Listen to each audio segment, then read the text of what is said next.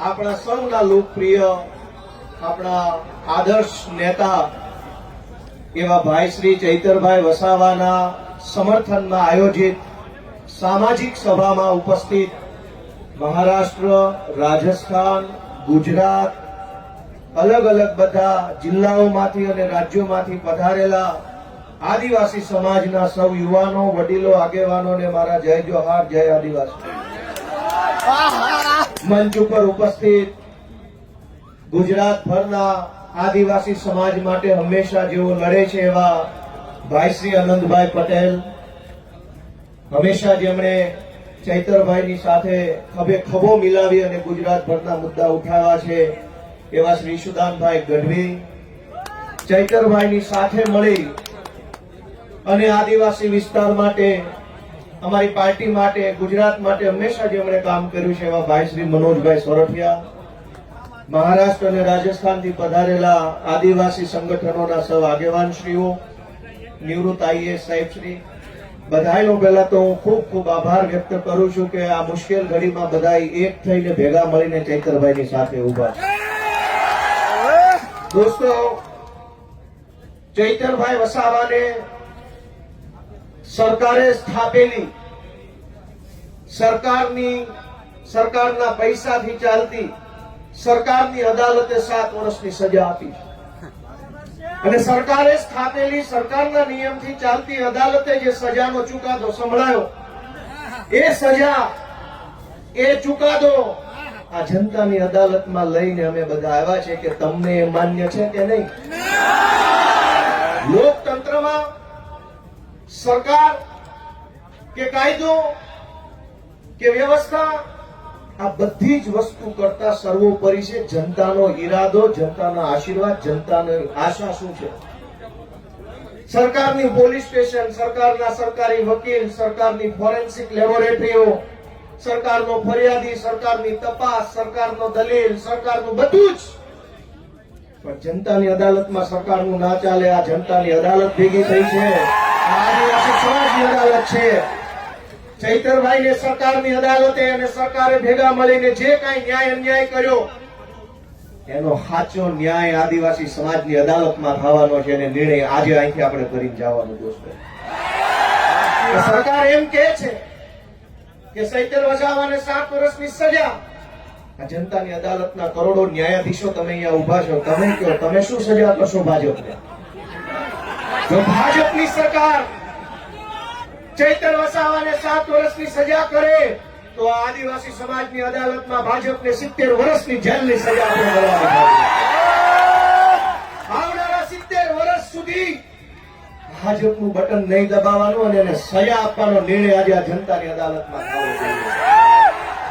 લોકશાહીમાં જનતાથી મોટું હોય કોણ? જનતાથી મોટું કોણ? જનતાથી મોટી પોલીસ નહીં, જનતાથી મોટું જંગલ ખાતું નહીં, જનતાથી મોટા મુખ્યમંત્રી પણ નહીં, સૌથી મોટી જનતા. અને જનતાએ નક્કી કર્યું કે અમારો નેતા ચૈતર વસાવા છે. દોસ્તો, એટલે આ સજા માત્ર ચૈતર વસાવાને નહીં, જનતાને છે આ સજા. કેમ કે જનતાએ નક્કી કર્યું ને અમારો નેતા ચૈતર વસાવા. તો કરોડો લોકોને જે ચૈતર વસાવા ઉપર વિશ્વાસ છે, કરોડો આદિવાસીઓને જે ચૈતર વસાવાની ઉપર આશા છે, એને જેલમાં પૂરવાનો અર્થ એ થયો કે કરોડો લોકોને ભાજપની સરકારે સજા આપી છે કે તમારી પાસેથી તમારો નેતા છીનવી લીધો. અરે ભાઈ સાહેબ, કેટલા વર્ષો પછી ભગવાનના આશીર્વાદથી, પ્રકૃતિના આશીર્વાદથી, વડીલોના આશીર્વાદથી, હજારો વર્ષો પછી એક લડાયક ચૈતર વસાવા જેવો નેતા આપણા ગુજરાતના આદિવાસી સમાજમાં મળ્યો. અનેક લોકો ધારાસભ્યો બન્યા, સાંસદો બન્યા આદિવાસી સમાજના મત આધારે, પણ આદિવાસી વિસ્તારોમાં ચાલતી નકલી સરકારી કચેરીઓ ઉપર પહેલી વખત બોલ્યું કોણ? ચૈતર વસાવા બોલ્યા. અનેક લોકો આદિવાસી સમાજના મતના આધારે સાંસદો, મંત્રીઓ બન્યા, પણ આદિવાસીઓની જમીન ઉપર વિવિધ કંપનીઓ લાવી આદિવાસીઓને ખદેડવાનું કામ કરતા હતા, એની વિરુદ્ધમાં પહેલો મજબૂત અવાજ ઉઠાવ્યો કોણે? ચૈતર વસાવાએ. કેવડિયામાં, તાપીમાં, છોટાઉદેપુરમાં ડાંગ જિલ્લામાં ચારો તરફ કંપની થર્મલ પ્રોજેક્ટ, ફલાણો પ્રોજેક્ટ, ઢેકણો પ્રોજેક્ટ, આ તમામ પ્રોજેક્ટના નામે આદિવાસીઓને ઘર વગરના, જમીન વગરના, શિક્ષણ વગરના, આરોગ્યની વ્યવસ્થા વગરના કરવાના ષડયંત્રને રોકવાનું કામ કર્યું કોણે? ચૈતર વસાવાએ કર્યું. અને સરકારના પેટમાં તેલ રેડાયું કે આ ચૈતર વસાવા આદિવાસીઓને કાં આટલો બધો જાગૃત કરે છે? કેમ આદિવાસી યુવાનોને જગાડે છે? કેમ સુતેલો આદિવાસી સમાજને જાગૃત કરવાનું કામ કરે છે? ચૈતર વસાવાનો ગુનો એ નથી કે જંગલ વિભાગના કર્મચારી સાથે બોલાચાલી કરી. ગુનો તો એ છે કે જંગલની જમીન તમારી છે અને તમને અપાવવાની છે, એની જાગૃતિ સમાજમાં લઈને આવ્યા. ચૈતર વસાવાએ જો બીજા ભાજપના આદિવાસી નેતાઓની જેમ રૂપિયા બનાવ્યા હોત તો જેલમાં હોત કે ઘરે હોત? એક છે મોટા કદાવર આદિવાસી નેતા, 2000 કરોડનું મનરેગામાં કરી નાખ્યું. જેલમાં છે કે મેલમાં? આદિવાસીઓના મત લઈને, આદિવાસી વિસ્તારોની ગ્રાન્ટો ખાઈને 2000 કરોડ રૂપિયાનું બૂચ મારીને જો બેઠા હોત તો મેલમાં હોત. પણ જેણે આદિવાસીઓને પાય બચાવવાનું કામ કર્યું, આદિવાસી બાળકોના શિક્ષણ માટે લડાઈ લડ્યા, વિસ્થાપિતો માટે બોલ્યા, ગરીબ દીકરીઓ માટે બોલ્યા, તમામ પ્રકારની યોજનાના લાભ અપાવવા માટે બોલ્યા, એ ચૈતરભાઈને જેલમાં પૂર્યા. વિધાનસભામાં આજની તારીખમાં જેની ઉપર ગુજરાતની હાઈકોર્ટે આદેશ કર્યો હોય કે આ ધારાસભ્યો પર બળાત્કારની એફઆઈઆર નોંધો, જેની ઉપર બળાત્કારની એફઆઈઆર છે એ આજે વિધાનસભામાં છે. આજની તારીખમાં ધારાસભ્ય છે, જેલમાં નથી બળાત્કારના આરોપી. જેની ઉપર મનરેગા કૌભાંડનો 2000 કરોડનો આરોપ છે એ વિધાનસભામાં ધારાસભ્ય થઈને બેઠા છે.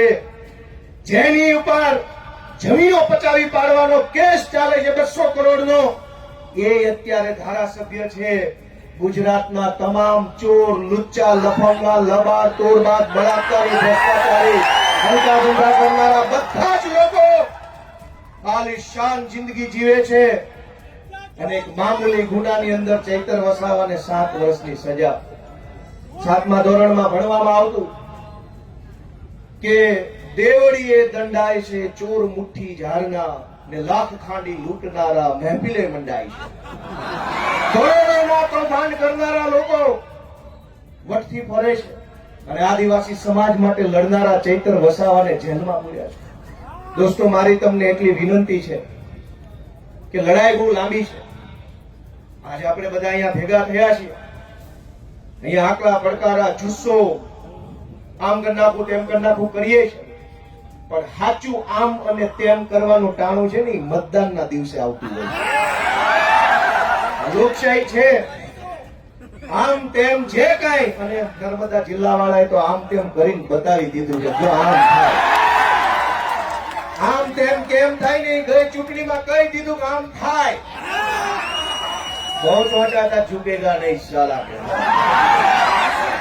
બટા પાડી દીધા. વડાપ્રધાને અહીંયા સભા કરી, ગૃહમંત્રીએ સભા કરી, પ્રદેશ પ્રમુખે કરી, પણ નર્મદા જિલ્લાના આદિવાસીઓએ કીધું ઝૂકેગા નહીં સાલા. આવી કહેવાય, આને કહેવાય અસલ ટાઈગર. પણ દોસ્તો, હું તમને છેલ્લી 2-3 વિનંતી કરીશ કે ચૈતરભાઈનો ગુનો શું? આ ભાજપ વાળા ટીવીમાં, સોશિયલ મીડિયામાં ચૈતરભાઈને બદનામ કરવાનું કામ કરે કે એને વન વિભાગ વાળાને આમ તેમ કહી દીધું, ધાક ધમકી કરી લીધી. તમારા વન વિભાગ વાળા, તમારા પોલીસ વાળાએ અમારી હારે જે ધાક ધમકી કરી છે ને એની સજા 700 વર્ષ આપો તો ઘટે એમ છે. આખા ગુજરાતમાં સરકારી માણસો જનતા હારે કેવું વર્તન કરે છે? સરકારી મામલતદાર, સરકારી પીએસઆઈ, સરકારી ટીડીઓ, સરકારી પ્રાંત, સરકારી આરએફઓ, આ બધા જ લોકો રાજ્યની નાની નાની જનતા સાથે કેવું વર્તન કરે છે? ઈ વર્તનની જો સજા આપવા બેસીએ ને તો એકેય માઇનો લાલ ઓફિસમાં બેસી નહીં શકે, બધાને જેલમાં પૂરવા પડે. ચૈતર વસાવાએ 4 શબ્દો શું કીધા તો માઠું લાગ્યું. પણ દોસ્તો, ચુકાદો હવે જનતાની અદાલતમાં લાવવાનો છે. તમારે નિર્ણય કરવાનો છે કે આ ચૈતર વસાવાને તમારા આશીર્વાદથી એક વખત ગુજરાતની સરકારમાં બેસાડો, પછી ખબર પડશે કે કેવી રીતે ન્યાય કરી શકાય. આપણે ક્યાં સુધી અન્યાય સહન કરવાનો? માંડ કરીને એક નેતા મળે, એક બાજુ બધા જ ભ્રષ્ટ નેતાઓ સમાજ માટે બોલે નહીં, લડે નહીં, અવાજ ઉઠાવે નહીં, ચૂપ થઈ જાય. એક બાજુ માંડ એક બોલનારો નેતા મળ્યો હોય, એને જેલમાં પૂરી દેવો.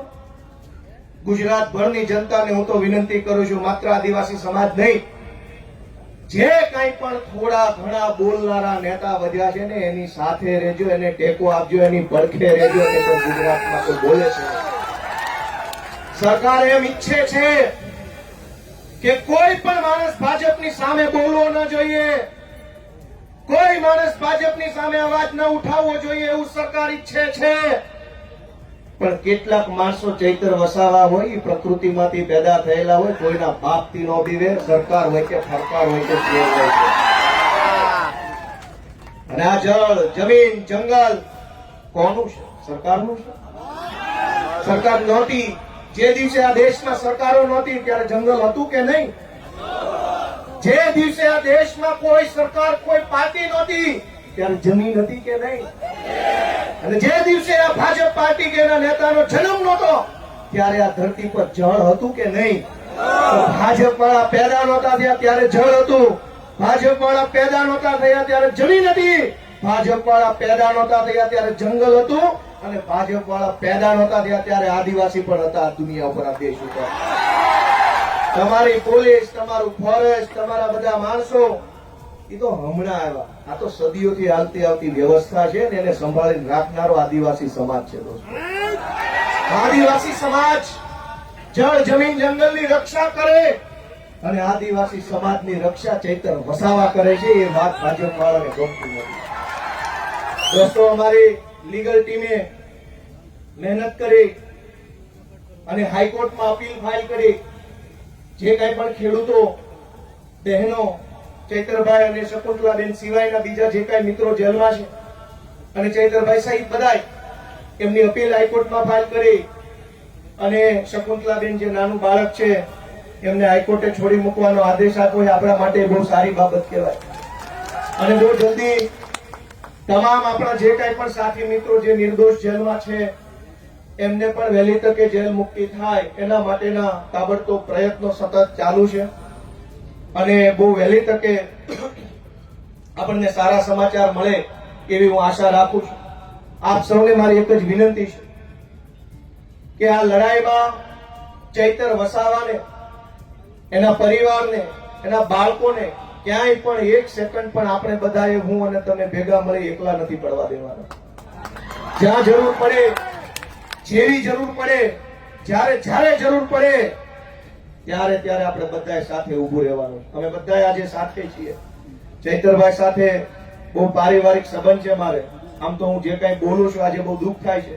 વિધાનસભામાં ચૈતરભાઈ મારી બાજુમાં બેસે, અમે ખૂબ વાતો કરી, મારી બાજુમાં ઉભા આદિવાસી સમાજના અધિકારો વિશે પૂરી તાકાતથી બોલતા હોય છે અને એટલું સરસ રીતે આમ છાતી કાઢીને સરકારની આંખમાં આંખ નાખીને કહેતા હોય છે કે ભાજપ વાળાને ગમતું નથી.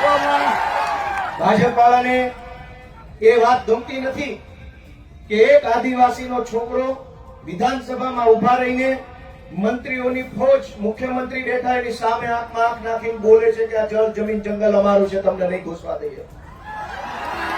બીજા પણ આદિવાસી નેતાઓ છે. યસ સર, જી sir, sir ticket sir, ticket sir. સમાજને છેતરી જાય, વાંધો નહીં, સમાજને આંખો બંધ કરાવી દઈશ, ઊંઘાડી દઈશ. મને ટિકિટ આપો એટલે હું મારા સમાજને છેતરીને મોકલી આવીશ. આનંદભાઈ પણ જોતા હશે. આનંદભાઈ પણ બોલે છે વિધાનસભામાં પૂરી તાકાતથી આદિવાસી સમાજ માટે. એ ચૈતરભાઈની બેની બાજુ બેસે. દોસ્તો, 2-3 માણસ બધ્યા છે.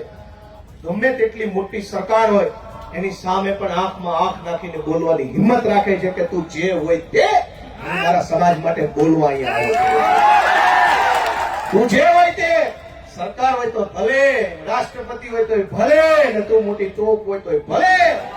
મને તો અમારા આદિવાસી સમાજે, અમારા ખેડૂતોએ મત આપ્યા છે તો હું એમના માટે બોલતો રહીશ. આજે હું પણ, મને મત આપનાર ખેડૂતો છે, કાઠિયાવાડના ખેડૂતોએ મને ધારાસભ્ય બનાવ્યો. આદિવાસી સમાજે ચૈતરભાઈને ધારાસભ્ય બનાવ્યા.